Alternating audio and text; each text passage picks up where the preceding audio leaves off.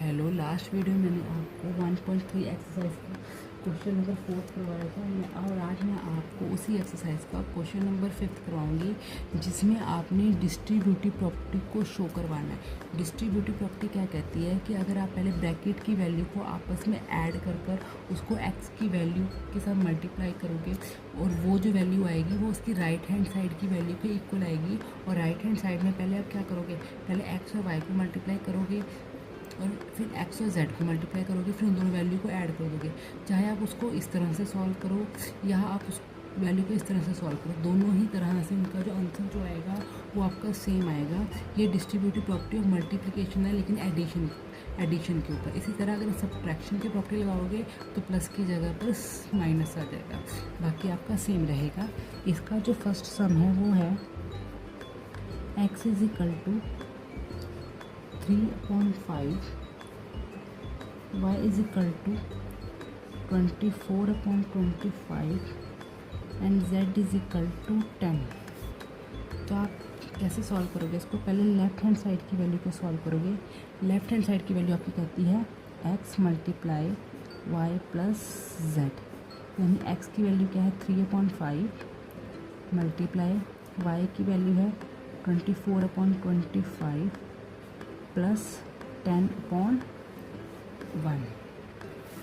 फिर आपने क्या करना है, फिर आपने ये ब्रैकेट की वैल्यू को पहले सॉल्व करना है। वो है 3/5 मल्टीप्लाई, इसका एलसीएम लो 25, 24 मल्टीप्लाई 1 प्लस 10 मल्टीप्लाई 25। फिर आपका आएगा 3/5 मल्टीप्लाई 24 प्लस 250 अपॉन 25, 3/5 मल्टीप्लाई, अब आपने 24 और 250 की वैल्यू को प्लस करना है, वो आएगा आपका अपॉन 25। फिर आप क्या करोगे, 3 और 274 को आपस में मल्टीप्लाई करोगे। तो जब आप इनको मल्टीप्लाई करोगे तो आपका आंसर आएगा 822 और नीचे आज आपका आएगा 5 मल्टीप्लाई 25 125। ये आपकी आ गई लेफ्ट हैंड साइड की वैल्यू। इसी तरह आप राइट हैंड साइड की वैल्यू को निकालोगे। राइट हैंड साइड क्या बोल रहा है आपका, x multiply Y plus x multiply Z, यानी पहले आप x की वैल्यू लिखोगे वो है 3/5 और z की वैल्यू है आपकी y की वैल्यू है आपकी 24/25 प्लस x की वैल्यू आएगी दोबारा 3/5 मल्टीप्लाई 10। अब अगर मल्टीप्लाई का निशान है तो आप न्यूमिनेटर और डिनोमिनेटर को कटिंग कर सकते हो, वो कटिंग हो रहा है। इसमें तो कोई, इस वैल्यू में तो कोई मल्टीप्लिकेशन में कटिंग नहीं हो रही, लेकिन यहाँ पे हो जाएगी 5 1 ज़ा 5, 5 2 ज़ा 10। अब आप इनका इस 3 को 24 से मल्टीप्लाई करोगे तो आपका आएगा 72 और सेम 5 को 25 से करोगे तो 125। यहाँ पे आपका आ गया 3 2 ज़ा 6, 6/1। अब आप इसका एलसीएम लो, आपका आ गया 125, 72 मल्टीप्लाई 1 प्लस 6 मल्टीप्लाई 125। तो यहाँ पे आ गया आपका 72, यहाँ पर आ गया आपका 750 120। अब 750 और 72 को प्लस करो, आपका आएगा 822/125। तो आप लिखोगे left hand side is equal to right hand side, hence root. इसका सेकंड पार्ट जो है वो है आपका x is equal to -5/4, y is equal to 8/5 and z is equal to 16/50। अब आप इसको सॉल्व कैसे करोगे, पहले आप इसकी लेफ्ट हैंड साइड की वैल्यू को सॉल्व करोगे। लेफ्ट हैंड साइड वाली वैल्यू है x y प्लस जेड। तो x की वैल्यू है आपकी -5/4, y की वैल्यू है 8/5 और z की वैल्यू है 16/50। 15। अब आप दोनों डिनोमिनेटर का क्या ले लोगे, एलसीएम ले लोगे, क्योंकि बीच में प्लस का साइन है, तो आपका एलसीएम आएगा 15। 8 × 5 3 ज़ा प्लस 16 × 1 क्योंकि 15 1 ज़ा 15,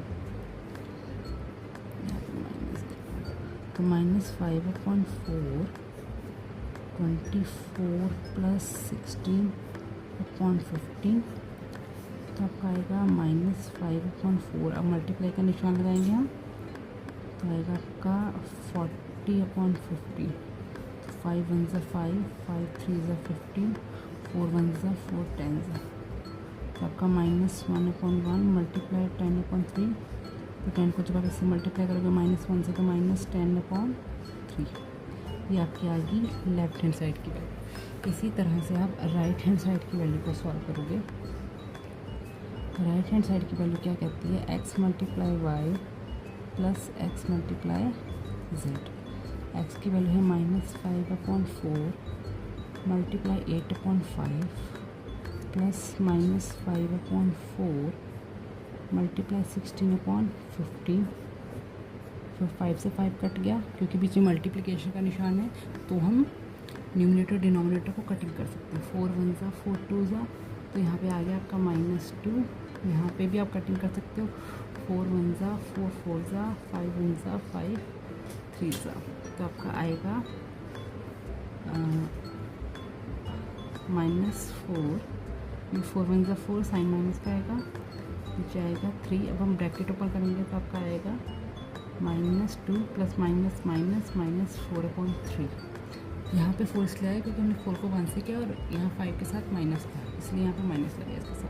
अब हम इसका एलसीएम लेंगे, तो एलसीएम आ जाएगा आपका 3, तो मल्टीप्लाई 3 -4 मल्टीप्लाई 2 2 3 ज़ा 6, साइन माइनस का आएगा, 4 1 ज़ा 4/3। इस पर भी जब आप माइनस माइनस प्लस 10/3, साइन किसका लगेगा, माइनस का, क्योंकि 6 बड़ा है, तो ये आ गया आपकी राइट हैंड साइड की वैल्यू। तो आप क्या लिखोगे, आप अब देख रहे हो दोनों की वैल्यू क्या आएंगे, लेफ्ट हैंड साइड की वैल्यू और राइट हैंड साइड की वैल्यू इक्वल आएंगे, तो आप लिखोगे left hand side is equal to right hand side, hence proved. इसी तरह से इसका थर्ड सम है, जो है -x is equal to -2/7, y is equal to 14/10 and z is equal to 3/5।